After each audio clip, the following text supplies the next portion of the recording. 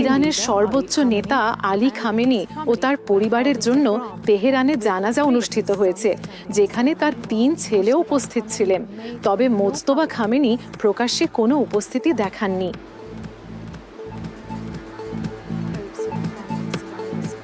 ভেনেজুয়েলায় 2টি ভূমিকম্পে হাজার হাজার মানুষের মৃত্যু হওয়ার পর আন্তর্জাতিক দলগুলো উদ্ধার অভিযান কমিয়ে দেওয়ায় বেঁচে থাকা কারো সন্ধান পাওয়ার আশা ম্লান হয়ে যাচ্ছে।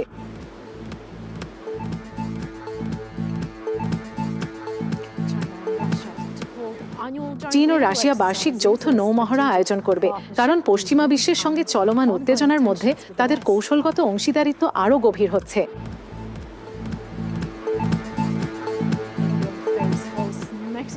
ইংল্যান্ড ঐতিহাসিক এস্তাদিও আজতেকায় স্বাগতিক মেক্সিকোর মুখোমুখি হবে, আর ব্রাজিল কোয়ার্টার ফাইনালের টিকিট নিশ্চিত করতে নরওয়ের বিপক্ষে প্রস্তুতি নিচ্ছে।